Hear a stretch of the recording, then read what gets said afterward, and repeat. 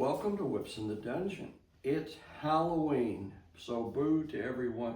Hope everyone's ready to go trick-or-treating. Bunny here's ready to go trick-or-treating.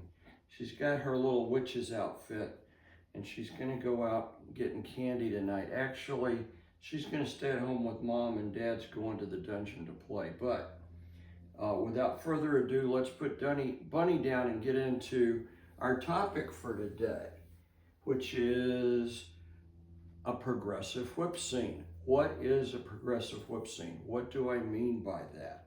Bunny's taking her hat off. That's like the first thing that comes off the hat. Okay, Bun, take off and go play.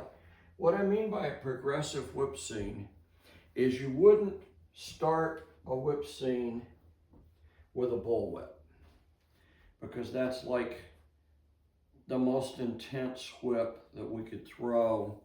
That would be like cold caning someone without a warm-up. Okay, so we have a variety of whips in the dungeon that we can throw, and if we throw them in a progression, we can slowly build up the endorphins and ramp the scene up where we can successfully throw our bullwhip at the end. So I suggest starting with a multi-tailed whip, like a flogger. And so as you're preparing for a scene, unwrap your toys and put them in the order that you're going to throw them, so that when you're throwing them, you don't have to, or when you're in the scene, you can focus on the bottom. You don't have to think about what you're going to pick up next. So it's kind of like a chef doing mise en place before they start a recipe. If the scene is a recipe, then we want all of our ingredients laid out in the order that we're going to use them. And, it's not that it's unpredictable, but your bottom is usually facing away from you and you're working on their back or their butt when you do a whip scene. So I'm going to start with a flogger, and it's a great warm-up toy. I recommend deerskin or elk as a nice warm-up. I don't throw a flogger that much anymore because most of you know, I've damaged my throwing arm. So instead of a flogger, I will start a progressive whip scene with a galley whip. It's a little short 18 or 20 inch whip that's finished in multi-tails, and it's lighter and it's easier to throw than a flogger, easier on the arm, and you're getting the action of the thong to help give the whip impetus. So either one, a flogger or a galley whip, would be the way I would start. So you get the skin nice and warmed up, but what's the next whip in a natural progression that would add more intensity without jumping right into the single tail? Well, I would contend it's a cat of nine.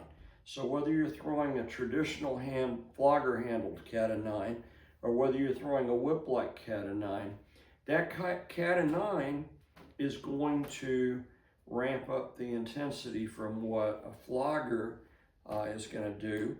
It's going to have, 9 tails. You're going to throw that and bring that intensity level up, bring the skin up further up to temperature, and get it ready for a single tail.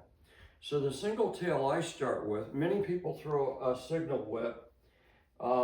I tend to lean more towards snake whips than signals because I just love the flow and the connection that I can get with the music with a snake whip, because a snake whip has a fall.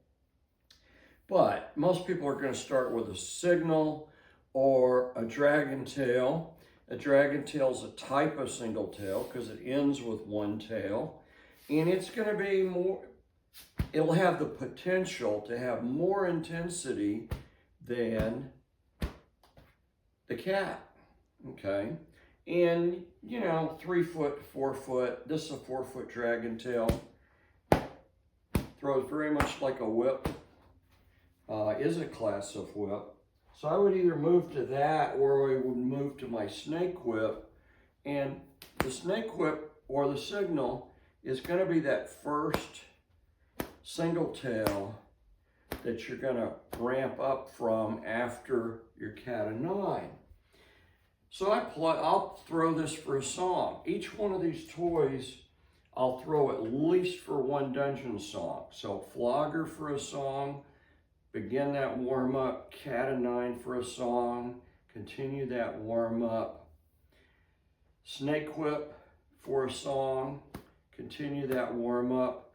Then if it's the traditional dungeon playlist, you've got a little pause between songs. If they're playing radio cuts, you're looking at 3 or 4 minutes per song. So at this point, we're 12 minutes into a scene. If they're playing long play, you're looking at maybe 7 to 9 minutes per song. So at this point, we would be, well, let's see, how far have we gone? Flogger, cat, snake whip, 3 songs, 27, 30 minutes into the scene, you've just finished up with a snake whip, okay, and you're ready to progress to your first bullwhip. I typically throw 2 different bullwhips in my scenes just because I enjoy the difference in the way they're loaded. I'll usually start with a target bullwhip, and my target bullwhip has a light shot load. Many target bullwhips are natural belly. It's what you prefer, okay. A 3 or 4 foot target bullwhip, I'll throw it for a song, throw a rhythm whip, stay in tune with the music, okay.